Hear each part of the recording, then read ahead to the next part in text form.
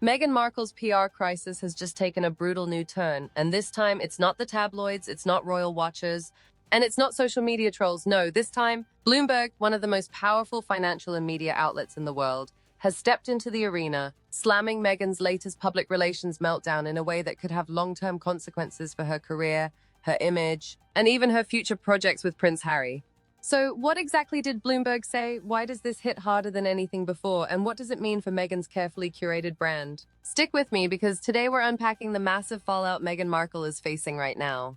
Let's rewind just a little. Meghan Markle has spent the last few years walking a tightrope between being a former actress, a public figure, and a controversial royal figure. Since stepping back from the royal family with Prince Harry in 2020, Meghan has leaned heavily on PR strategies to reframe her image.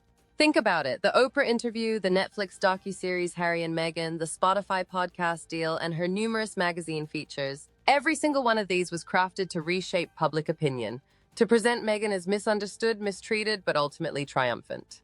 But here's the catch. PR only works if the audience buys the story, and increasingly, it looks like fewer and fewer people are buying what Meghan is selling. Recently, Meghan's PR team launched what was supposed to be a fresh wave of image rehabilitation. We're talking about rebranding efforts, soft-focus interviews, glowing write-ups, new business ventures being teased, and carefully staged public appearances. But instead of being met with applause, the campaign has backfired. Why? Because it feels overproduced, calculated, and inauthentic. Viewers, journalists, and even former supporters are saying, enough, we've heard this before, we don't need another victim narrative. We don't need another round of Meghan versus the royals, we want substance. And that's where Bloomberg comes in.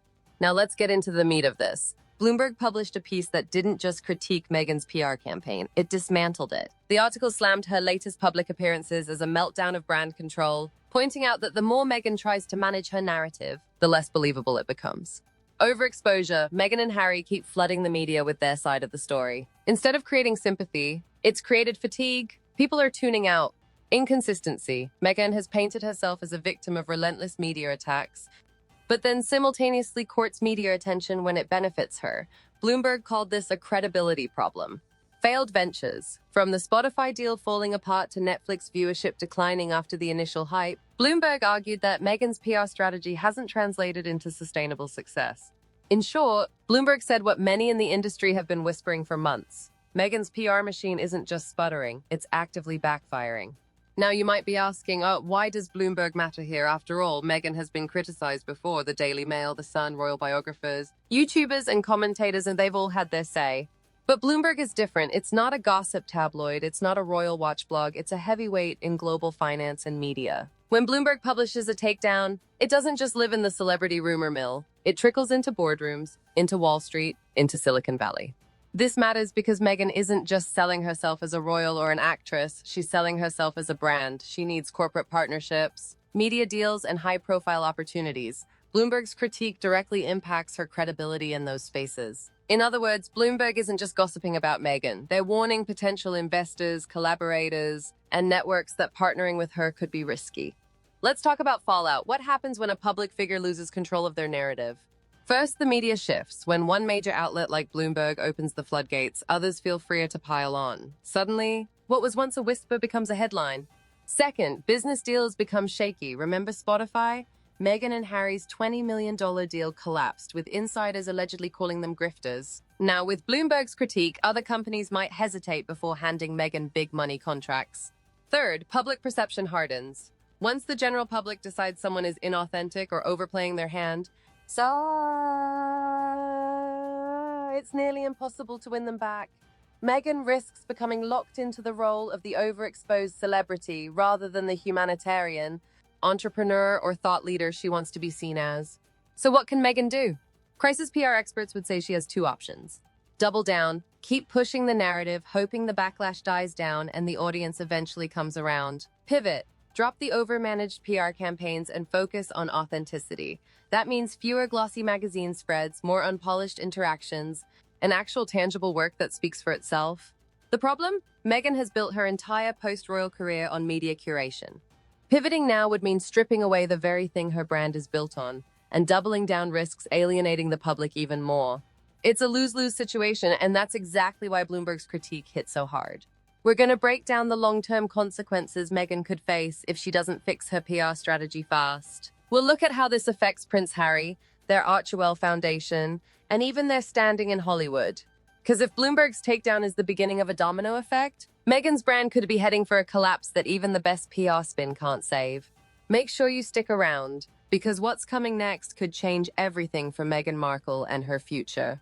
Let's start with Hollywood. Meghan and Harry have tried hard to reinvent themselves as power players in the entertainment industry. Think back to 2020. Netflix signed them to a $100 million deal. Spotify signed them for $20 million. Everyone wanted a piece of the royal rebels. But fast forward to now, things look very different. The Netflix deal hasn't produced the kind of breakout hits executives were banking on. After the initial splash of their docuseries, viewership tapered off. And outside of Harry and Meghan, their production company hasn't delivered much. Spotify, a total bust. Meghan's podcast, Archetypes, was cancelled after just one season. And Spotify executives were reportedly frustrated by the lack of creativity and consistency. So when Bloomberg criticizes Meghan's PR meltdown, Hollywood notices. Studios, producers, and investors see headlines like this and think, do we really want to gamble millions on a couple whose brand feels toxic? And in Hollywood, perception is everything. If Meghan and Harry are seen as unreliable or unable to deliver, doors will quietly start closing. Next up, let's talk about Archewell, Meghan and Harry's nonprofit foundation. Archewell relies heavily on partnerships with major corporations and donors to fund its projects. But corporate donors care deeply about reputation. They don't want to be associated with a brand that's spiraling. Bloomberg's article plants seeds of doubt. Is partnering with Meghan and Harry a good investment, or will it lead to bad press and wasted money? Remember, corporations operate on risk management. If Meghan looks like a PR liability, Archewell could see funding dry up. That means fewer projects, less influence, and a smaller platform. In other words, Meghan's PR meltdown doesn't just hurt her personally. It threatens the entire ecosystem she and Harry have built since leaving the royals.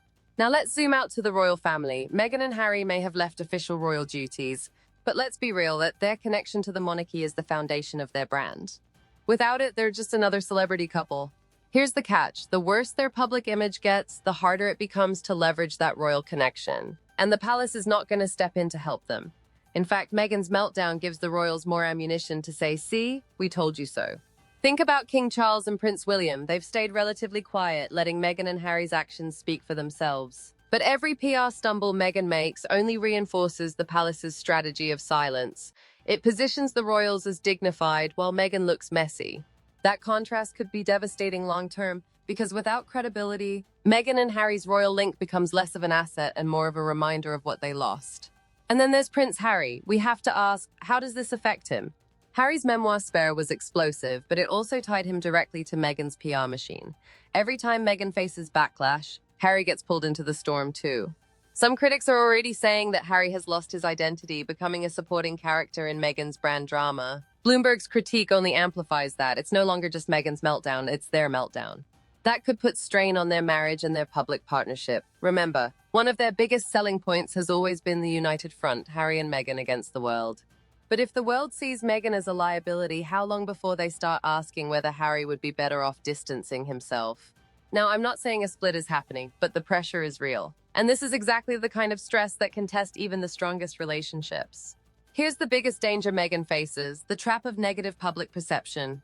Once the public decides someone is inauthentic, it's nearly impossible to change their minds. Meghan risks becoming a caricature, the celebrity who plays the victim, overexposes herself, and fails to deliver.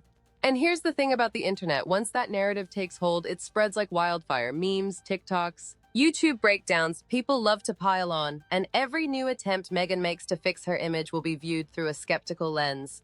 It's the same trap celebrities like Amber Heard or even Kim Kardashian in her earlier years fell into. When the public decides they don't buy it, every move looks desperate. Meghan is dangerously close to being stuck in that cycle. So is there a way out for Meghan? It's not impossible. Some PR experts say the key would be to stop focusing on Meghan the celebrity and start focusing on Meghan the doer. That means less spotlight on her personal drama and more on tangible projects that actually help people. Imagine if Meghan disappeared from glossy interviews for a year and instead focused quietly on Archewell's work, building schools, funding mental health programs, or launching real initiatives with measurable impact. Then, instead of announcing it with a big PR splash, let the results speak for themselves. That's how you rebuild credibility. But here's the question. Would Meghan be willing to step back from the spotlight long enough to make that work?